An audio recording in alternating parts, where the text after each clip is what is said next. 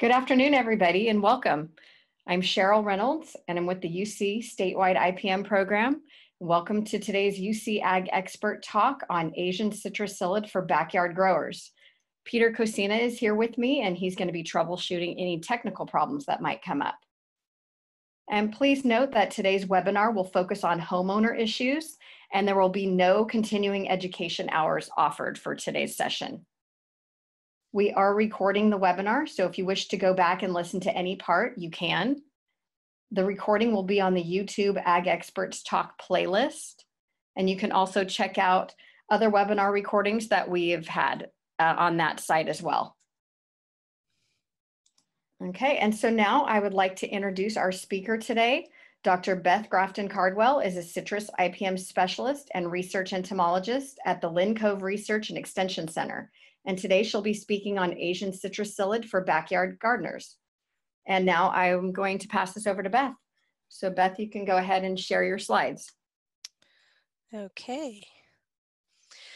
So I've given many lectures on Asian citrus psyllid and citrus Huanglongbing disease for master gardeners. Usually I go into a lot of depth and detail, but today I'm assuming that most of you have heard of the psyllid and have heard of the disease, and so I'm going to only briefly go into the background and then get more into what I want to stress today are action steps that you can take and things that you can do in order to help with the situation. So we'll focus on that.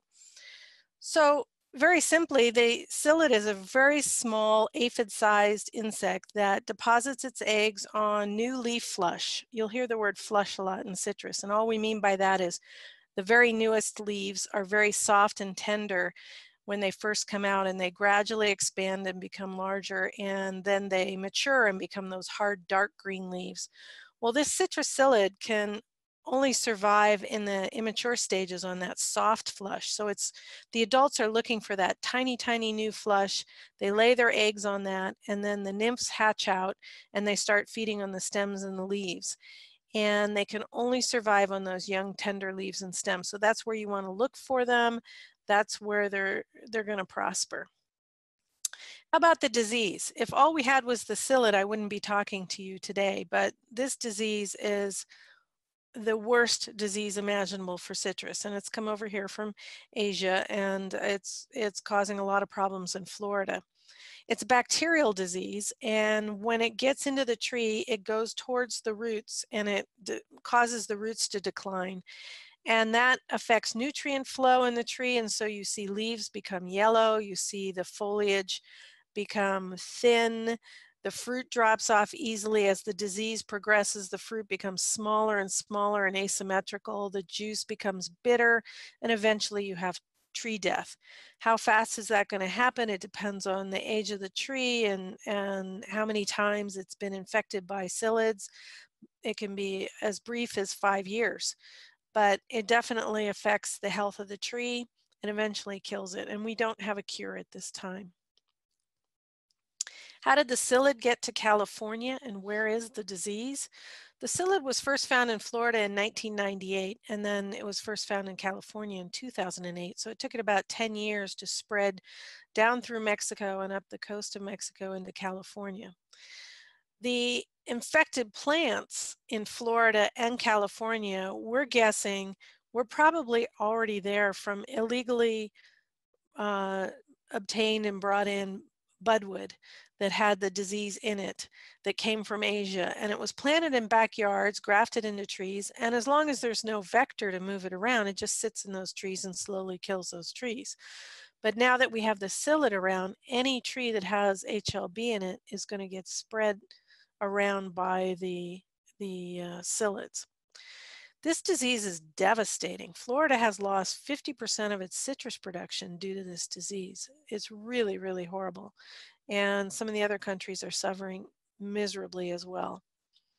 So where do we stand in California with regard to the disease?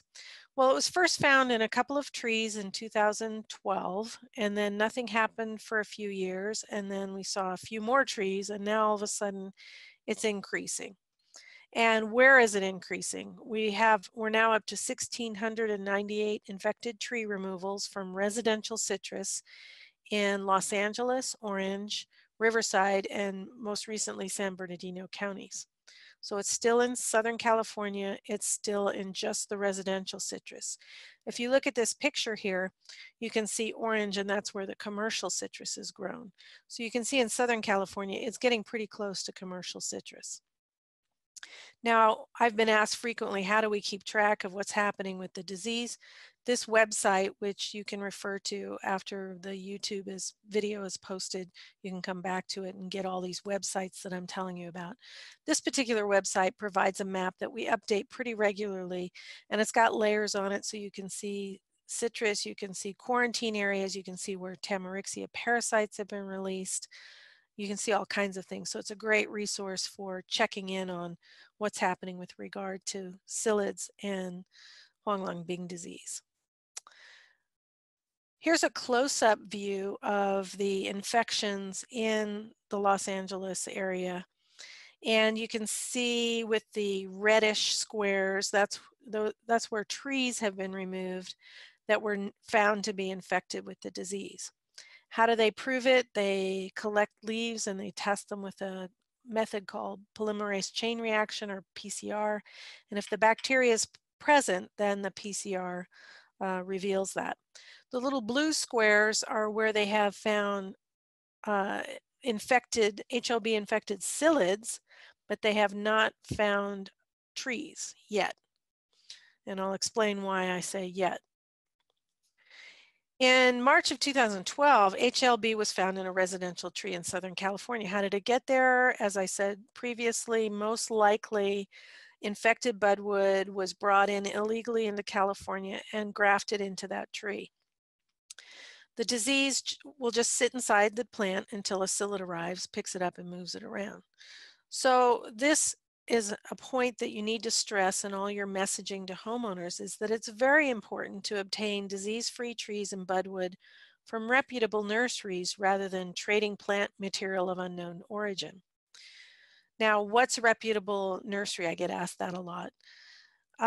Any nursery, retail nursery that you go to, like a Lowe's or a Home Depot, or even your local nursery, whatever their name is, they are going to be reputable nurseries. They are going to have gotten their citrus trees from wholesalers who have kept the trees protected from psyllids, either by keeping them in a screen house or by spraying them with insecticides. And so those are all reputable. What's not reputable is buying them off a corner from out of somebody's vehicle, or borrowing budwood from some tree from somebody's yard somewhere else in the state or out of state. Citrus is very carefully regulated to make sure that the trees that you start out with and the growers start out with are free of disease. Very, very important. And this particular disease, Huanglongbing, is not the only disease out there. So how does this bacteria spread? It really can only spread in two ways. It spreads when a psyllid lands on the plant and feeds, and when they feed, they're sucking up the juices of the plant, and there might be the bacteria in it. And it can pick that up either as a nymph or an adult, and then it carries the bacterium in its body for the rest of its life. So as it flies around and feeds on additional trees, occasionally it may be putting the bacteria into the next tree. The bacteria can also be spread by grafting, not by dirty equipment so much, but really just by grafting. And I'll explain what grafting is in a second. So those are the only two ways that we can spread this disease. So not everyone knows that most citrus trees are grafted, and that's because the rootstock, which is grown from seed, is a variety that gives great disease resistance, but has terrible fruit. And so the growers grow up these rootstocks from seed, and then they bud the top of the seed, they graft into it what we call scion material. And the scion is a plant, it's a variety that has really good fruit qualities, but maybe isn't so tolerant of soil diseases and other things that are going on. So they're grafting this tree. And how they do it is they take a very young green branch, like you see in the upper left, and they remove the leaves from it, and that leaves them what we call a budwood or a bud stick. And at the base of each of those leaves is a little leaf bud area that can be sliced out using a sharp knife, as shown in the middle there, and grafted into the rootstock stem, as shown on the right. And the bottom picture shows the scion portion growing out of that stem and the rootstock portion being bent over, and that's eventually cut off, so that's how you create a citrus tree. There is a program called the Citrus Clonal Protection Program, which has a website shown there. And the purpose of that program, which was started decades ago, was to provide disease-free budwood to the nurseries, who then make the trees that are sold to the growers and sold to the retail stores for you. And this program, they go through and they test every tree inside that greenhouse every year to make sure it's completely disease-free. And then they ship this budwood out. And that's how all citrus in California should and could start disease-free. Now, one of the interesting things that's happened in the last few years is Dan Willey, who's got a YouTube channel where he calls himself Fruit Mentor, likes to create videos on how to graft citrus. And he got wind of the Citrus Clonal Protection Program and how important it is that when you're grafting, you use budwood that has no disease in it and has been tested and is for sure free of disease. And so he started recommending that people go to the Citrus Clonal Protection Program to get their budwood if they're interested in grafting their own trees. So if you look at the timeline there in 2005 through about 2013, he wasn't doing that recommending. And the Citrus Clonal Protection Program was shipping out quite a few buds, but in terms of numbers of people they were shipping to, it was in the hundreds. That's your nurserymen and your growers. And once the Fruit Mentor program, once he started recommending the CCPP program to homeowners to get their budwood, you can see that budwood sales and distribution skyrocketed. It went from the hundreds to the thousands. So we're really excited that homeowners are learning about grafting citrus and learning about using clean, disease-free budwood. How much does this kind of budwood cost? Well, each bud stick has 6 buds and they charge $1 a bud, and so the minimum order is $6. It's not a lot to spend to make sure that you have clean, disease-free budwood. So let's move on back to the disease and why it's so quick to spread and so hard for us to detect. The psyllid lands on that new flush and it lays its eggs next to the same place that it's injecting the bacterium. So what it's doing is laying down this little localized bacterial infection, plopping the eggs next to it. The eggs hatch, the nymphs start feeding, and they're there for 4 to 6 weeks. So odds are they're coming in contact with that bacteria and they're absorbing and taking it up into their bodies.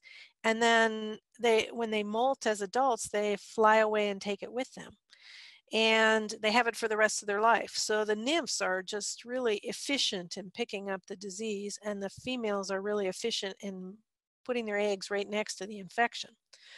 So when the Department of Food and Ag samplers go up to a tree to sample, the tests that they use when they get back to the lab, called PCR, the bacteria has to be in the leaf that they pick.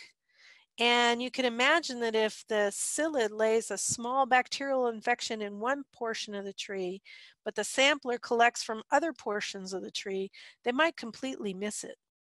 And that's basically what's happening, because it's taking 9 months to 2 years for the bacteria to either move itself through or psyllids to hit that tree enough with enough bacteria that sampling allows us to detect that positive tree. So when we say we have 1,698 PCR positive trees have been removed, we know that there are many more out there that are in the early stages of infection that haven't been found yet. So that's one of our biggest problems in detecting and doing something about this disease to stop the spread. So we have many regulations that you need to be aware of, and I'm going to go through a few of these. Citrus trees in retail nurseries in the psyllid quarantine areas have a tag on them to help keep plants local. We don't want, in fact, we have had situations where someone bought a potted plant down in Southern California, a citrus tree, and carted it up to Placer County in Northern California and plunked it on their porch, not realizing that that tag on the plant said that it should stay in Southern California. And this person discovered that they had psyllids on their tree, alerted the authorities, and the tree was destroyed. But this is how quickly psyllids can be moved around the state. And eventually it'll be psyllids with the bacteria in their body being moved around the state. And that's what we're mostly afraid of. So an important messaging point for you is to buy local and plant local. Don't be moving plants around the state. And if retail stores are within that HLB quarantine area where they're finding positive trees that have HLB in them, those nurseries are not allowed to sell citrus. So that's a way to help restrict the movement of HLB or ACP infected psyllids or HLB infected psyllids. So that's really important messaging. So what's happening around the state to respond to the disease? There's a lot going on. And there are different things going on in different parts of the state because of the biology of the insect and how well it's been able to establish. In Central and Northern California, the psyllid struggles to establish. The environment isn't quite as good. There are more extremes of heat and cold. And what does that do? That hardens off that leaf tissue. I don't know if you've ever noticed on your citrus trees, but in the wintertime and in the heat of summer, the leaves get very, very tough. Well, if they're tough, then there's no place for the psyllid to lay its eggs. Down in Southern California, where temperatures are more even year-round, trees flush more frequently, and it's just a better environment for the psyllid and the disease, and so they can establish there and stay there and keep reproducing. So in Central and Northern California, what we're trying to do is locally eradicate the psyllid every time we find it. As long as we can keep these areas free of psyllids, then we're not going to have disease, or we're at least not going to have disease spread. So that's the goal in this area. So in Central and Northern California, if psyllids are found on a trap card out in, which are distributed throughout the state, if they're found on a trap card or on a tree, then Department of Food and Ag comes in, they survey the area to find out how extensive the infestation is, they treat the fine trees and the neighbors with insecticides, just the citrus, because that's all that the psyllid is on, is citrus. And what we've experienced is that tends to locally eradicate the pest. So we don't see it again for a year or two or more. So it's worth doing because we can knock that pest out of the system. And this happens in both the residential and the commercial citrus. Down in Southern California, where the psyllid is established pretty much everywhere, growers are treating they're treating in fall and winter together in what we call area-wide treatments as groups to try and knock the psyllid down in the commercial orchards, and they're doing a good job of that. And then in the urban areas, because there's so much citrus in the urban areas of Southern California, it can't be treated with insecticides and we can't eradicate the pest, and so they've released little parasitic wasps down in the urban areas. So that's what's going on. Different programs in different parts of the state. So that's why you might hear different things from the Department of Food and Ag. So I'm going to divide this up into three groups. I'm going to talk to you first about homeowners that are in areas where psyllids are not known to have established, generally north of the grapevine. And then I'm going to talk to you about Southern California, and I'm going to divide that up into groups of homeowners that are outside of the Huanglongbing quarantine and those that are inside the quarantine, and give you different action steps based on where you're located and what's happening.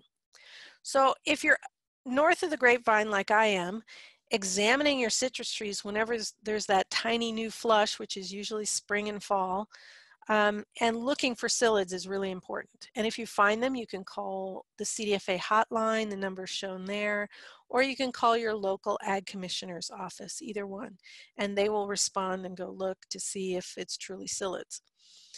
And if the psyllid is found anywhere near your home and you're part of a treatment zone, in order to do that local eradication, it's really important that you support those CDFA applied insecticide treatments to help locally eradicate that pest. So those are the main action steps for this particular region. So how do I look for the psyllid? You look at that new flush and you're looking for little yellow nymphs. On the right, you see the size of an adult psyllid. They're really small. I think the average person is going to really struggle to tell what it is. So if you're unsure, you call the hotline or your ag commissioner and get them out to give it a look if you think you might have the psyllid. What actions does CDFA take to locally eradicate the psyllids? All of the host plants in that yard and neighboring yards are treated with a foliar and a systemic insecticide. The foliar is Tempo, a pyrethroid, and the systemic is Merit, a neonicotinoid.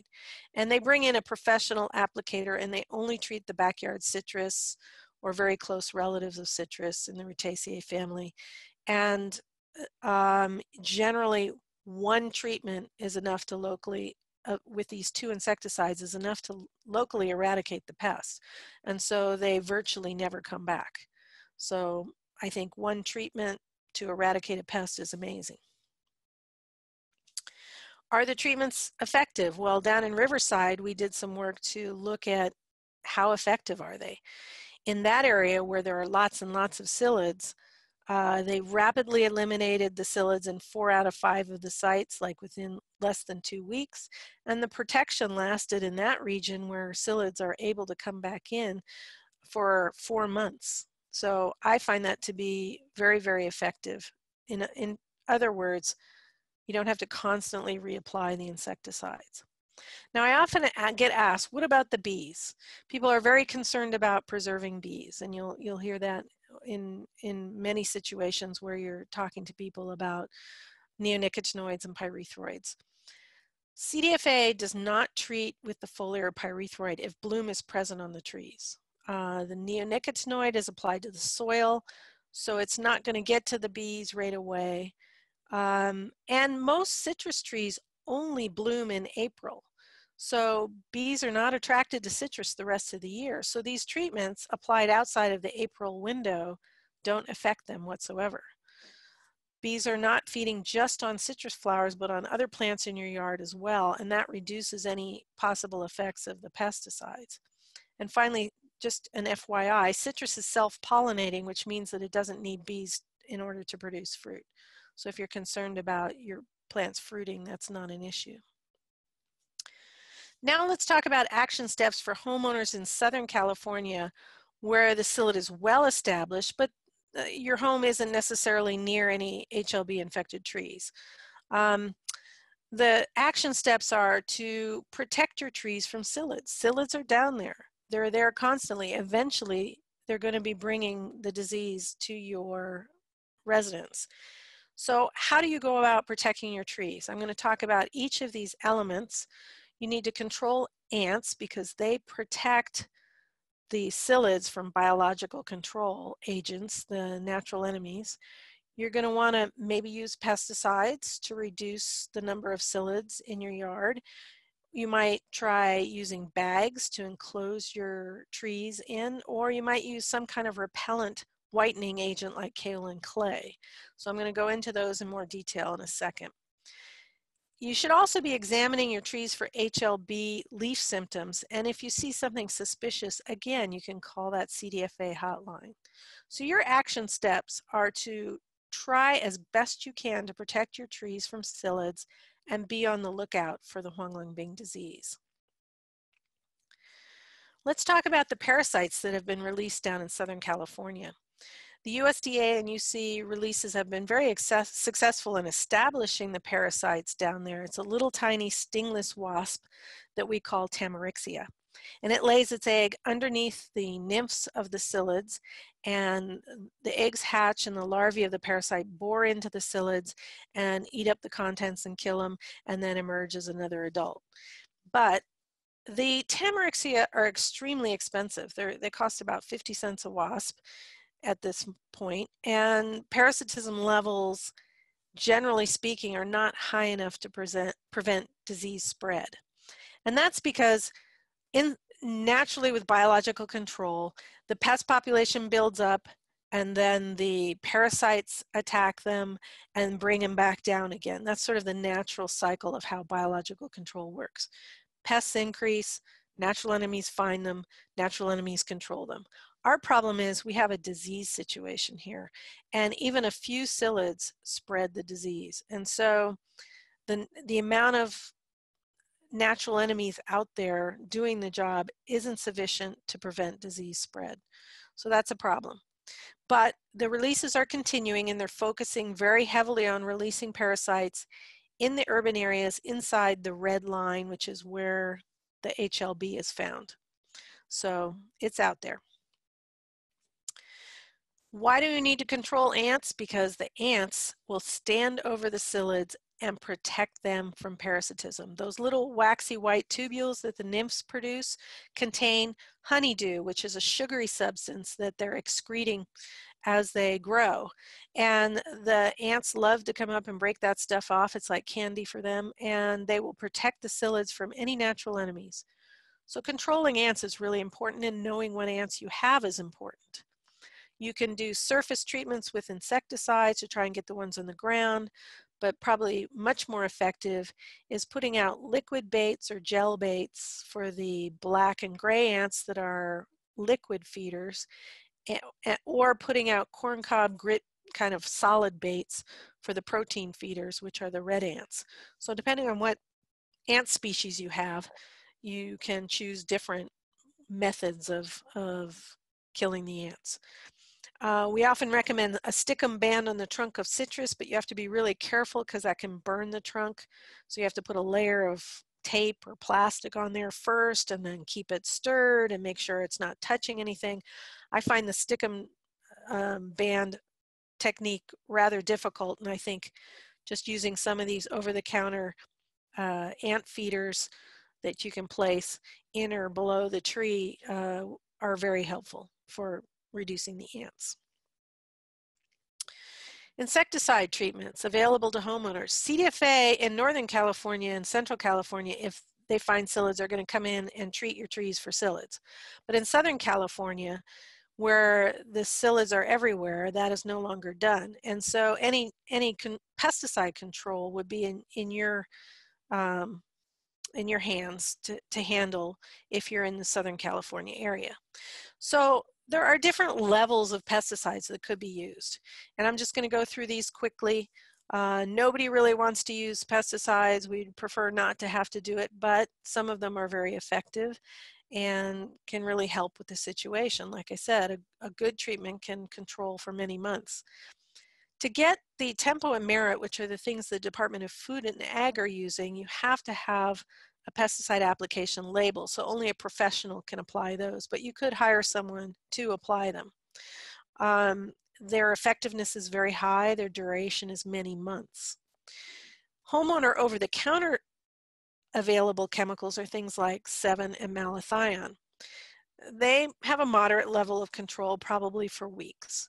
There is a homeowner soil drench called Bayer Advanced Fruit, Citrus, and Vegetable, which can be applied to the soil, and it has sort of a moderate effectiveness and can probably last for a month or two. And then there are soft insecticides that many people talk about, soaps, oils, pyrethrins, things that are very soft and beneficials, but their efficacy, their residual life is only days. And so you would have to be reapplying them constantly, which is a lot of work, especially during leaf flushing. So there are choices there. When I talk to master gardeners, there aren't very many homeowners that are willing to do this level of control of psyllids because it's just hard to work with pesticides. And so I'm going to offer up some other suggestions. There is a product called Surround at Home, which is a crop protectant, which you can mix up in a sprayer. Recommended on the label is quarter to half pound per gallon. You pre-mix it in a bucket because it's kind of thick. And then you put it into your sprayer and spray it on the plant, and be sure and clean out your sprayer when you're done because it'll clog it really easily. What this does is it's putting a whitening agent on and making the plant sort of, I don't know, sort of slippery or hard for the psyllid to get to, and it helps prevent the psyllid from laying eggs on those tiny new leaves. The downside is that you've got to keep any new flush that's coming out protected, so you might have to reapply and reapply, especially in the spring and fall. Another thing that's come up recently is there is a company out in Florida called Tree Defender who has developed this mesh bag. The trick to mesh is that it's got to be small enough to keep a psyllid out. Remember, they're really tiny, so you know, normal screening, normal mosquito tenting isn't going to do anything because the mesh isn't small enough. So they're working with mesh that is specifically designed for psyllids, and they're creating these bags that are anywhere from 4 foot to 12 foot in size, and they said that if you talk to them, they can even make a custom-sized bag. And you can put this bag over the tree, and then the psyllids can't get to it. The trick is, if you're in Southern California where psyllids are common, you've got to make sure there are no insects in there to begin with and check periodically, or else you're going to create an insectary of psyllids inside there, or mealybugs, or whiteflies, or scales. So you've got to either clean it up with insecticides to begin with, or be checking it very frequently to make sure you're not creating a problem inside that bag. They said with the larger bags, they put zippers in the sides so that you can unzip and get to your fruit and examine your tree and get to it. Other things that are going on in Florida, some of the big growers are creating these ginormous screen houses. And I had this vision that, you know, it could be possible that a group of people in a community could get together and create their own community garden that's screened off from psyllids and grow citrus inside there. Now, citrus doesn't like to be indoors. It wants to be outdoors and have the full sun. So the downside on this is the tree isn't going to be quite as productive, but if you know citrus, it usually has more fruit than you can actually utilize anyway.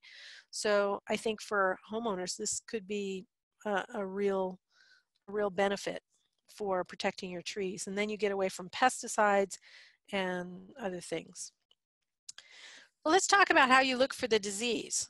The leaves have what we call asymmetrical blotchy mottle, which means that instead of the yellowing being on both sides of the leaves equally, like you see with the zinc deficiency here, you get a green side and a yellow side. And sometimes the blotchiness is slight, sometimes it's severe, but this is the kind of symptom that you're looking for, that you might have HLB in your tree.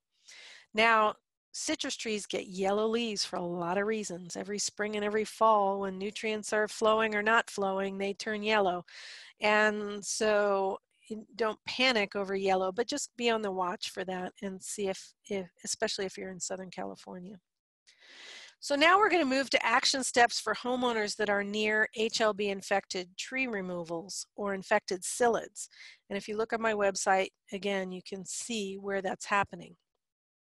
The action steps for this group of people who are within this red area in the Riverside, San Bernardino, Los Angeles, or Orange County areas is to support CDFA treatment of your citrus, because there's more than likely some mandatory treatments going on in your residence or your neighbors or down the street. As I said, parasitic wasps are being released just outside the treated yards. You can be doing all the things I just said about protecting your trees from psyllids by using pesticides or those bags or the kale and clay repellent. And you can examine your trees for HLB leaf symptoms. And if you see something suspicious, you call the CDFA hotline. But we're also talking these days about consider replacing your citrus with non-citrus, or in your case, it's especially important to keep it covered with a mesh bag, because if you might have a tree that's infected, but nobody knows it yet because it's not testing positive with that PCR. And so you don't want psyllids going from your tree to your neighbor's tree that are infected, so you're preventing that. And if you were to put a mesh bag on, you would protect in the reverse. But you also might consider just replacing your citrus with non-citrus, especially if you're in a neighborhood where they've been coming back to treat again and again because their psyllids and HLB trees keep reappearing. If you're tired of those treatments and you want to make sure your tree is not turning into a source of infection, just take it out and put something else in, some non-citrus. And one of the things we've developed with the farm advisors in Southern California is this bookmark that talks to homeowners about, is it time for them to be replacing their citrus tree with a non-citrus fruit tree? And it's got a QR code that can be read off of cell phone. And once you read that QR code and go to, or type in the URL and go to that website, you can put in an address, or you can zoom in on the map and just touch where you're located, and it will come up with this double ring, and it will tell you if you are within 2 miles of an HLB infected tree removal, or a little bit farther than that, or even farther, and it will make recommendations. And what we're recommending at this point is if you're less than 2 miles from an HLB infected tree, you really should be replacing your tree with something else, because psyllids can fly for 2 miles. If you're within 2 miles of an infected tree, more than likely your tree has the infection already, and it's going to eventually be very sick.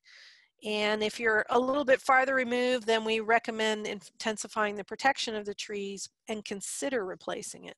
So basically, we've got a lot of infection in Southern California. It's spreading. It's going to continue to spread. How can you respond to it?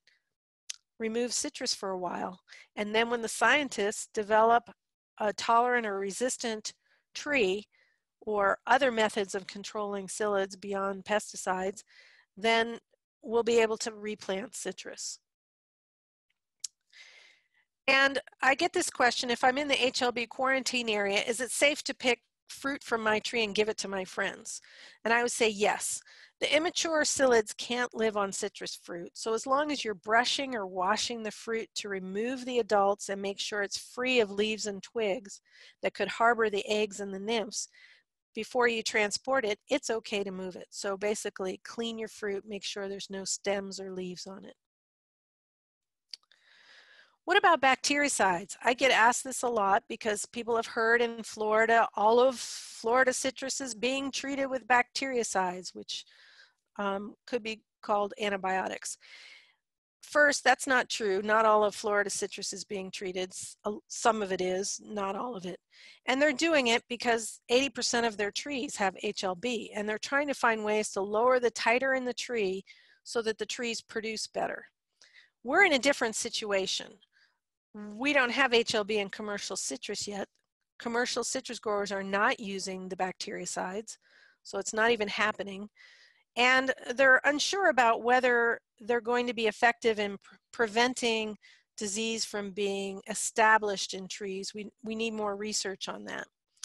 I also want to point out that bactericides for plants are formulated very differently than for humans and cannot select for antibiotic resistance in microorganisms, animals, or humans. So the media hype that has gone on is just not scientifically based.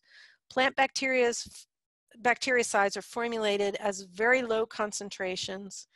They're applied to the surface of the plant, and they're broken down by microorganisms very, very rapidly in the environment. So there's just no way that they can select for antibiotic resistance.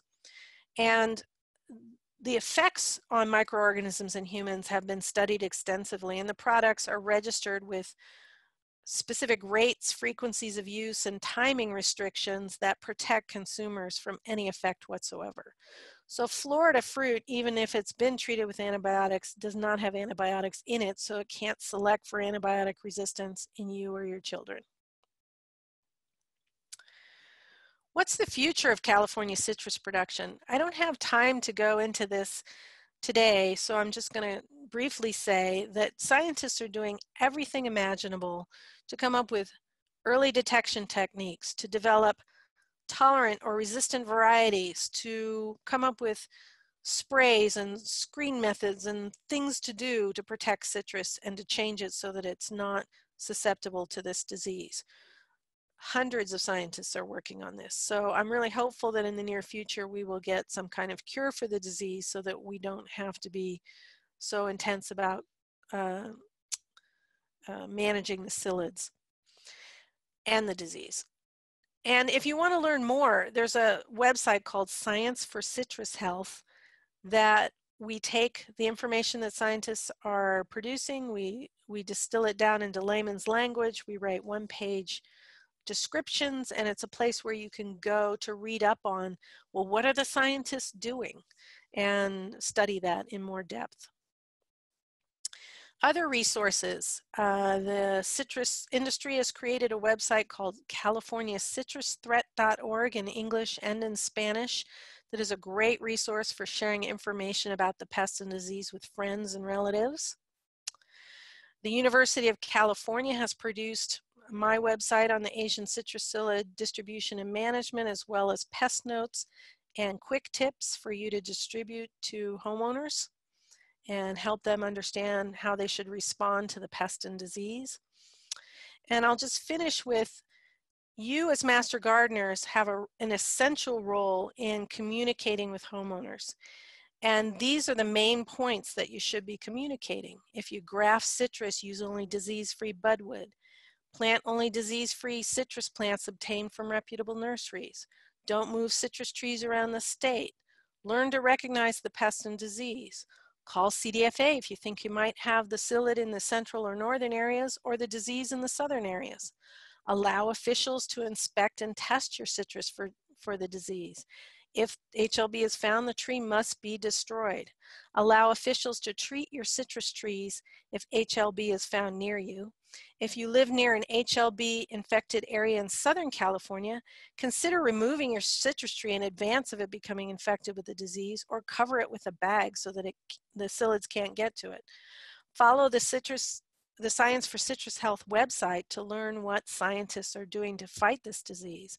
All of these steps are buying time for the scientists to find a cure for this devastating disease.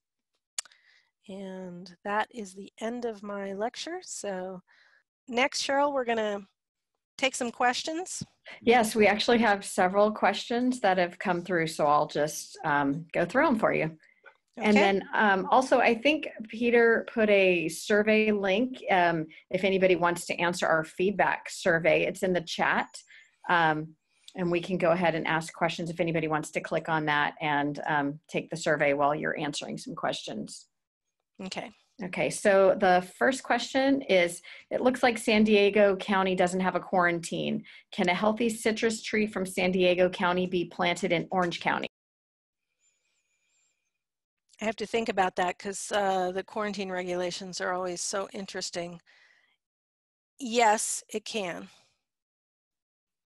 It's going, because because the blue line area is all Southern California, plant material can move pretty well around there except in those red areas.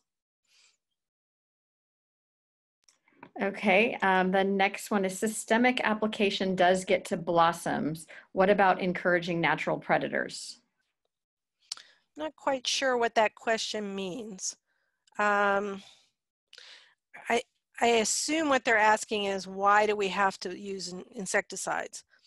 In Northern and Central California, we're trying to eradicate the pest, and natural predators just don't do that. We don't have anything that does it as well as a pesticide.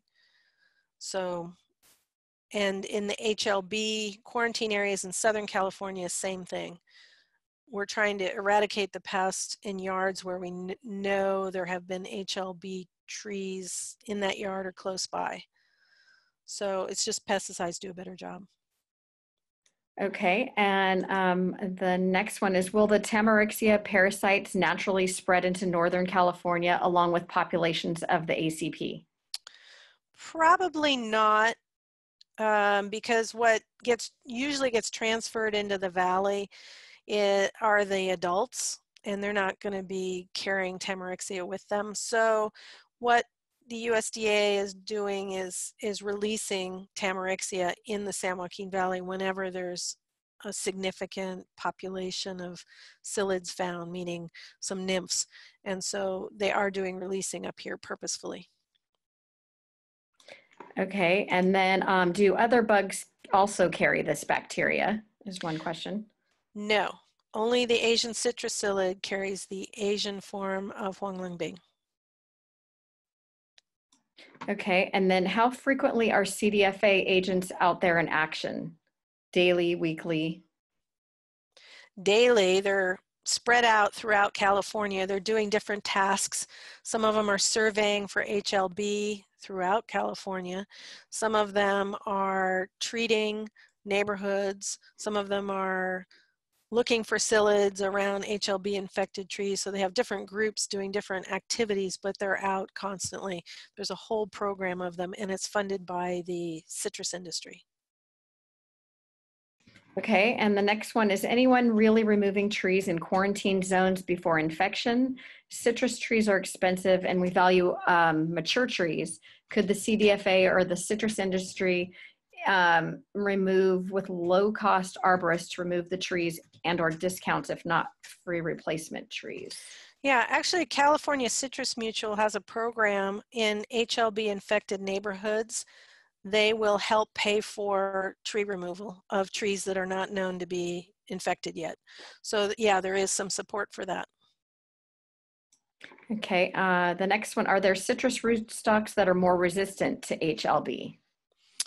Not really, not resistant enough to make a difference. So again, we have scientists who are working really hard on that, trying to figure out which genes code for resistance and get them into a rootstock or an edible scion to make that change. Okay, there's one, are there updated regional maps showing where ACP has been found? Yeah, if you review the webinar on YouTube, you'll be able to see all those links. You've got that HLB app that you can put on your phone and check in anytime, and then you've got links to the major website that I created, the ACP distribution and management website, that you can see all sorts of things, the Tamarixia, the disease, the psyllids, whatever you want to look at. Okay, and then the next one, neonics have been detected in woody plants, so I assume treating with a systemic could affect bees. Correct. Neonicotinoids could affect bees, but bees are only there in the spring. So if you're applying them after the spring, they're gone by the time you get to the following spring. So timing is everything with neonics. The commercial growers don't treat during bloom with those products. They wait until after bloom, and that way they avoid having any impact on bees, and homeowners can do the same thing. Okay, and then there's a question about the bags. Wonder if the bags would also stand in for frost protection. I think they might help, and they might at least provide like a support that you could put a towel over. And yeah, I think it's possible they could have an impact on frost protection. That would be a bonus. Okay, and then a comment, our understanding in Southern California is that we don't have a choice in allowing CDFA to remove our trees or treat them if HLB is found in new non-quarantine areas, that the CDFA has sole authority to decide to remove your tree. Absolutely, the program is mandatory. This is considered a really high-level disease, and they have the right to come in and test and remove the tree if they find that it's positive for the disease. Okay, the next one. We all know that HLB has devastated Florida citrus. How does HLB show up in Asia? Are all their citrus affected? And are they resistant or tolerant since they have evolved in the same area for a longer period of time? They're not really resistant or tolerant. I've been to China, and there's a couple things they do differently. We expect a citrus tree to live 80 or 90 years. They expect a citrus tree to live 10 or 15 years. So they just put up with the fact that the disease is going to take their trees out, and they just are constantly replacing trees. They also girdle their trees so they produce fruit sooner. They grow a lot of mandarins, which are slightly more tolerant of the disease. And they, in the commercial situation, they move to new areas. If an area gets too heavily infected with HLB, they just stop growing citrus there and they move to a new area and plant in a new area. We don't quite have the ability to do that. So it's just a completely different way of living with citrus than what we have here. Okay, and then there's a question, if someone has a suggestion about a solution that they could help, who would they talk to? They could email me, they could email the Citrus Research Board if we're talking about a researchable possibility, because it might already be being worked on, so it'd be nice to communicate with them. And then another question, an HLB tree was recently found in Montclair. Should I expect a county or state employee to arrive to apply pesticides to the trees? And if so, neighbors have backyard trees only, how will they know if they are there? They are only going to treat trees that are within 400 meters of an HLB find. And they'll do lots of survey to figure out if there are additional trees, and that might expand the distance. But probably if you're 5 miles out, you're way outside that 400 meters, and more than likely they're not going to be coming to that. They knock on doors, they ask for permission to go into backyards, they look over fences. Citrus trees are pretty easy to see. They return and return and return if there's no one home, leave notices, and they do eventually get to every tree. Okay, earlier in the presentation, you mentioned that 4 out of the 5 sites had success with combination of foliar and systemic treatment. I'm curious about the unsuccessful site and whether something about the environment led to that result. That's a really good comment, which I didn't address, and that is the systemic chemical, sometimes it's taken up really quickly into trees and sometimes it's not. So you don't always see a rapid result with that. And the foliar is designed to get mostly the adults, and the systemic is designed mostly to get the nymphs that are sitting on the leaves and drinking up the phloem. So you might have a situation where someone has never watered their citrus tree and it has a really poor root zone, and you put the systemic down and the roots just don't take up the chemical. So you can have variability in backyards in how much of the chemical is taken into the tree and how good of a job it does on killing the psyllids. Okay, someone has an apricot tree next to their tangerine tree and saw a lot of bugs that looked like psyllids. So what should they do? I'm not sure why they're mentioning the apricot tree. Are the bugs on the apricot tree? Because if they are, they're not psyllids that would be attacking the tangerine. Those two trees have really different pests. So it would have to be something that you would talk to the CDFA hotline or send somebody like me a photograph through the email and let me see what those bugs look like. You need to get an identification. Okay, another one, will the CDFA tree treatment affect the fruit and will it still be edible? It will be edible. The chemicals they're using are fully registered for commercial citrus. If you're at all concerned, strip the fruit off the tree and don't eat it, is what my recommendation is. Okay, and then someone would like to know a little bit more about kale and clay. Kale and clay is an inert ingredient. It's a clay material. It's used in facials I saw on the internet. But in any case, it's really just a substance that's whitish that you spray on that puts a barrier down so the psyllid can't get to those young leaves as easily. So do a little internet search and you can learn some more about it. Okay, you mentioned the Asian form of HLB. Are there others and are they as devastating? There's an African form, and then there was an Americanus form down in Brazil, but they don't see it much anymore. So really the two main ones are African and Asian. The African form is less devastating, and the South Africans have been living with it for a while and just learning to deal with it. But as I said, it's less devastating, and it's transmitted by a different psyllid. It's the African psyllid. Okay, does HLB infect other Rutaceae like white sapote? I don't know about white sapote. There's a really long list of Rutaceae that it can get into. As to whether it creates disease or acts as a source of disease, there's lots of discussion about. So I don't think I can really answer that one specifically. Okay, how widespread is the program to have homeowners remove their citrus trees that have no sign of disease? I wouldn't say it's widespread yet because we've only just started talking about it.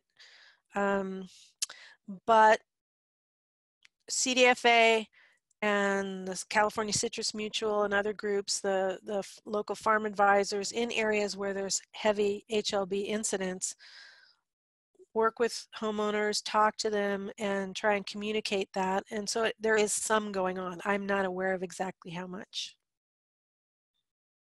Okay, what is the proper way to dispose of trees that are infected?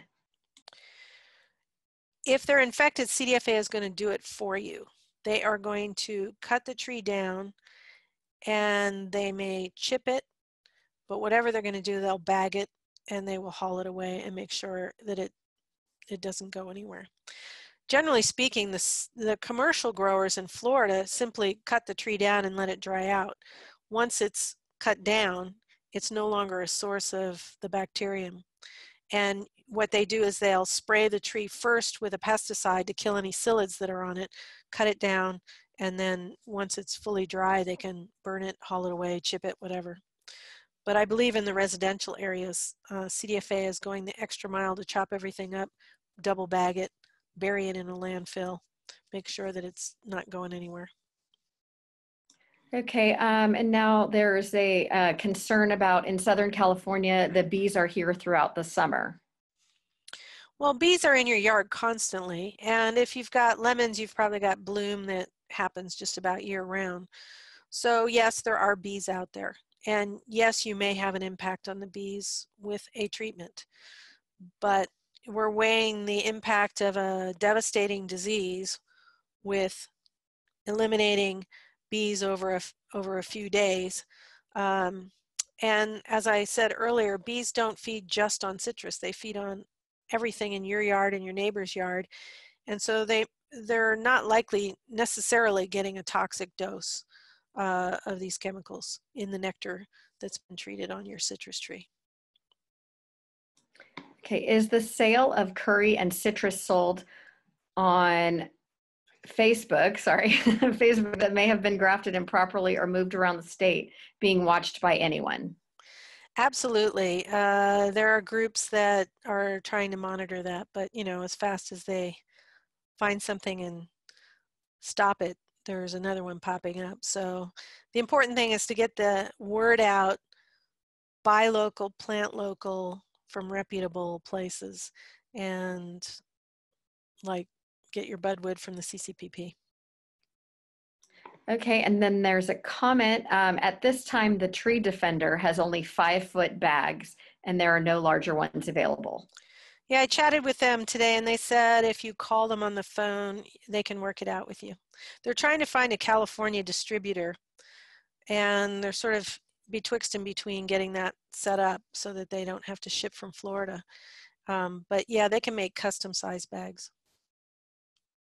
Okay, how can coordinators get the cards for the UC-ANR ACP website and also the bookmarks for within the 5-mile app for their county? My email is shown right there on the screen. So you can email me and I'll either divert you to a master gardener coordinator that I know have them, or I will get them to you myself and somehow we'll make it happen. Okay, the next question. I had a trap in a large citrus tree in my front yard. It is now gone. Can I assume that no psyllids were found? It's hard to say, it depends on where you're located. Usually they change the traps, and sometimes they move the traps to a different location for one reason or another, either because they can't easily get to the trap or they're just trying to do something a little different in that neighborhood. So I can't really answer that question. That's sort of a CDFA question. I think I asked this one. If I didn't, I'm not sure. I've read so many now, I don't remember. Okay, there are some abandoned and neglected fruit trees in residential backyards. How are treatments applied? I'm not quite sure how to answer that. They would be applied the same way they would be to a cared for tree. I assume you're talking about like if no one's living in the home. That's a CDFA question. I don't know exactly how they get access, but I believe they have ways of doing that. Okay, ACP is not native to California. Oh no, sorry, I'm reading the wrong thing. Spiders, lacewings have worked well in Florida. They attack and eat any sucking insect. Okay, I think that's more of a comment. Yeah, there are lots of natural enemies, syrphids, lacewings, things like that, spiders that feed on psyllids. Our problem is you can't rear them in large enough quantities to release them like you spray a pesticide. You can't release enough of them to get the population low enough to prevent disease spread. So those things are great if you don't have disease, but if you got disease, you got a bigger problem. Okay, what about tagging all plants in the Rutaceae family with a similar size tag that encourages buyer or owner of plant to go to the UCANR ACP site or a different color? Yeah, we've talked about that a lot. I'm not sure what the roadblocks are to that, but we really do need more education at the purchase point. So I'll just keep discussing that with the nursery. I think they're afraid of tag fatigue because there are so many tags on trees to begin with, but it just does seem really important now that we have all these great websites that people can go to learn more.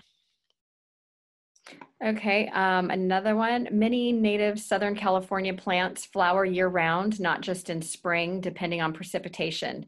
If you have native plants in the same orchard as citrus being treated with neonicotinoids, what will be the effect on ground bees and native pollinators? If the citrus tree itself is not blooming, it shouldn't be a problem at all because the bees don't go to trees unless they're blooming. So it shouldn't be an issue. Okay. A local nursery has yellow caution tape around their citrus due to the Montclair discovery. They are about 3 miles away from this person who wrote this in. Will those trees come for sale again, or will they be destroyed? They will probably be destroyed because I believe the rule is that they have to be out of sale, not for sale for, I want to say 3 insect life cycles, which is a fairly long period of time. And it's not worthwhile for nurseries to keep these trees going, and they have to be inspected and they have to be treated and they have to be taken care of, and so generally speaking, what most nurseries do is just destroy them. Okay, the next one. For good IPM, it seems encouraging natural predators and controlling ants to control ACP, as well as other sucking insects, would be common sense. May have to go to more invasive treatments if HLB is present, but it seems something easy that homeowners can do to help mitigate the spread. Yeah, biological control is great and it's helpful, but if our problem is we don't know exactly where HLB is. So at what point do you become more aggressive and make sure that your trees have no psyllids?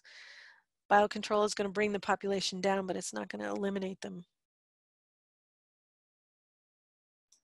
Okay, there is a comment on this next one that the Indian curry leaf tree is a host for ACP, and there are many such trees growing in backyards in both Northern and Southern California. I wouldn't say there's many. When I ask CDFA how often they see Indian curryleaf, it's not very often, but it is out there. And yes, it is an alternate host for the psyllid. And so that's something that needs to be controlled. Okay, I understand that we should recommend bagging or drying tree trimmings when doing pruning. Is that correct? To a point, yes, especially if you're in Southern California. You know how landscapers will do pruning and throw it in the back of their flatbed truck and drive off, and pruning, you see prunings flying through the air. We want to avoid that. So there's two ways you can avoid that. One is, especially if you do your pruning yourself, or even if they do it, just let them sit and dry out for a period of time. For even just a couple days, it's going to dry them out pretty fast. And that way you're not moving psyllids around. Or you could bag them up, put them in garbage bags, and that way they're not going anywhere. Okay, what if the infected tree is in a large container? How will it be disposed of? Probably the same way it would be in the ground, cut down, chopped up, and put in bags. Okay, the next question is, why does HLB not affect tangerines? And then it says, and I don't know what this is, Aran disease affect all citrus trees, but not tangerine. Actually, it does affect tangerines. HLB affects every single variety of citrus. It's a little slower to kill some varieties than others. And where the tangerines have done well is like in Pakistan, where the temperatures are extreme, which helps to suppress the disease. So it's a combination of climate and variety that makes them do a little bit better, but they still have the disease. Okay, is it true that dogs have been trained to detect infected trees at a very, very early stage? Yes. What we don't know is how early in a normal average citrus tree, because it's hard to prove if the dogs have found it or not. In Florida, they purposefully infect some trees and leave some trees uninfected, and they put them in a line, and the dogs go through and they learn to pick out which ones have the infection. And they can do that with young trees pretty easily, but with a mature tree, it's a little harder to figure out what's working. But we have had dogs come out here and they have alerted to trees in Southern California that we don't know are infected based on PCR. And so we're still learning about what the canines can do or not do. But what we're hopeful is that they'll be able to show us, especially in the commercial citrus areas, where we probably have infection established and progressing. And that's where we can pay the most attention in terms of sampling and testing. Okay, how soon will we know if the biocontrol will be successful in controlling ACP? Will our trees ever be free of the threat of HLB, or are our trees destined for the landfill? Well, I think there are going to be some regions of the state where we're going to be able to grow citrus fairly easily, even in the presence of the psyllids and the disease. For example, the desert, Coachella, Imperial Valley, the extremes of heat harden off those citrus leaves and make it really difficult for the psyllids to prosper. So, and similarly in the San Joaquin Valley, we have extremes of heat and cold in Northern California. Where we're going to struggle the most is in Southern California, because the temperatures are more mild and more even. And I think we're just going to struggle because the psyllid does well there and the disease does well there. And so it's going to depend. I'm feeling more hopeful than I used to, because I'm seeing the psyllid populations controlled well in some areas of the state, and the disease hasn't progressed. Florida, the disease spread throughout the state within about 3 years because they didn't do much to control it. And we're doing everything we possibly can to control it. Here we are, we've had the disease since 2012, so we're 7 or 8 years into it, and it's still fairly contained. It's not statewide. Okay, the next one is how much does the PCR test cost? And can a homeowner have the test done at their expense if they are outside of the HLB quarantine and have found ACP on their citrus? I don't know of a homeowner test yet. I need to do a little more research on that because it's possible there's something available.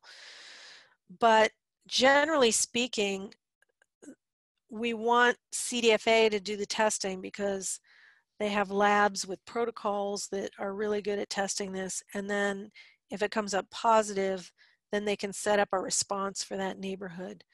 So we're really pushing to have CDFA do the testing. Okay, and then a comment, the key to promoting successful biocontrol of ACP is to suppress honeydew feeding ants. Absolutely. And then a question, I'm in Orange County, someone visited my yard and tagged my tree. Would this be the CDFA or could it have been the county ag department? I'm not sure what you mean by tagged. They put a yellow trap card in, or I'm not sure what they mean by tag, so I can't answer that question. I'll look and see if there's a follow-up in a little bit. Okay, another one. Do you know if this is why my local Merced grocery store seems to be carrying only oranges from South America? They found oranges from Kern County at Casa de Fruta.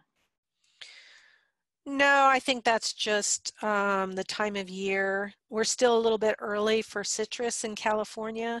The satsumas are just coming on, but the oranges aren't mature yet.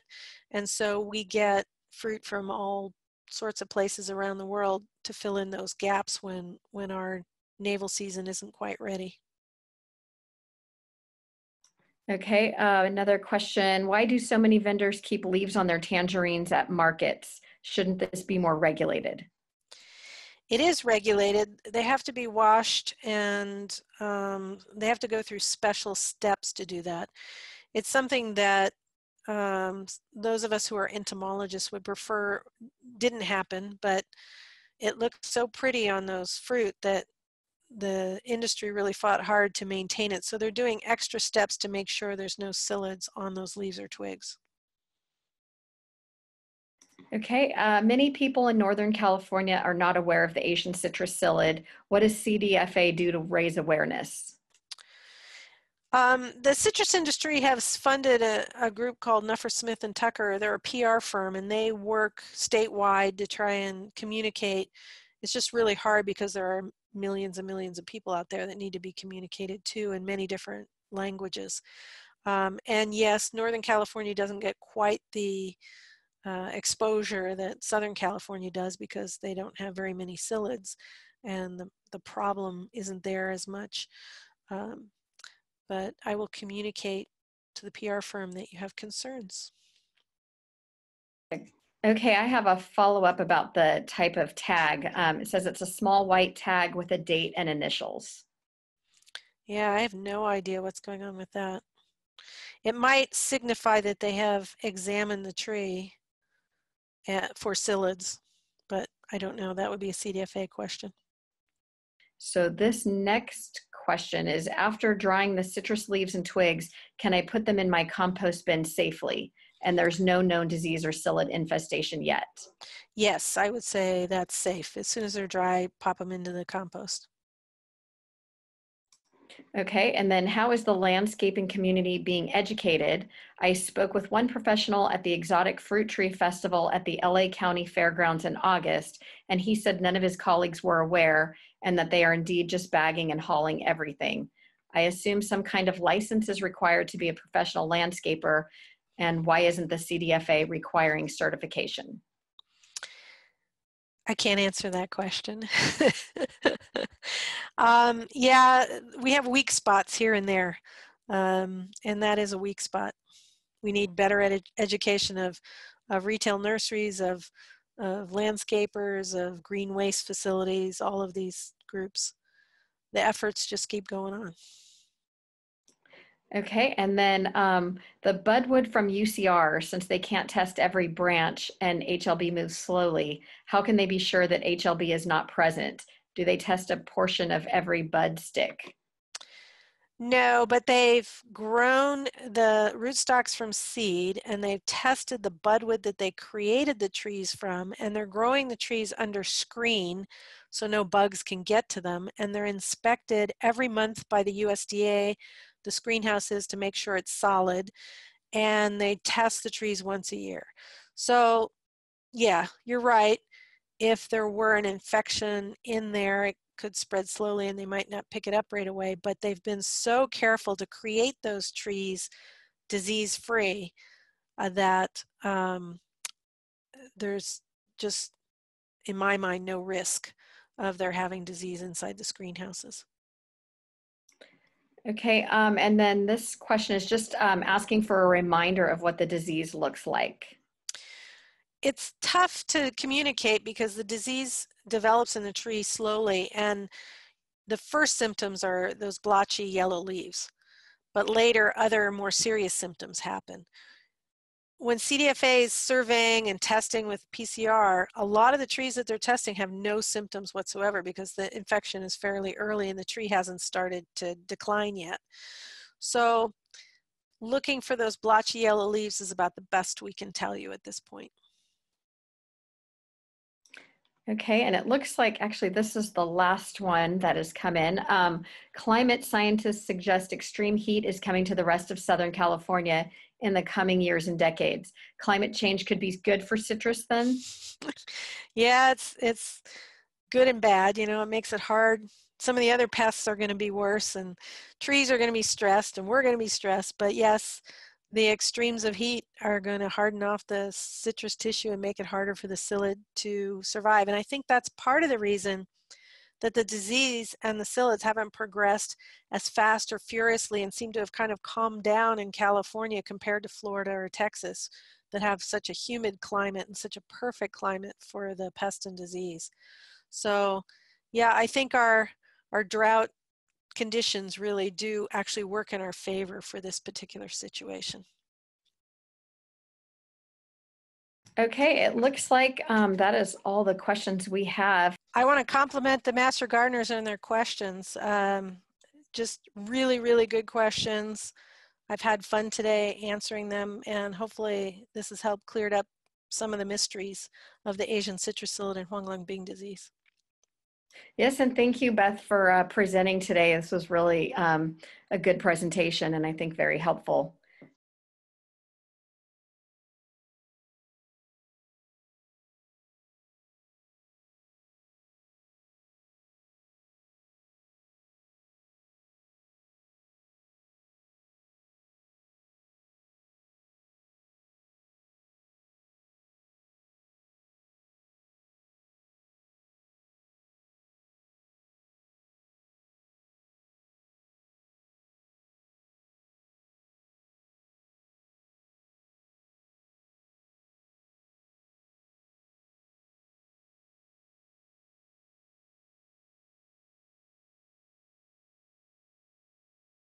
But thank you, everybody, and have a good rest of your afternoon.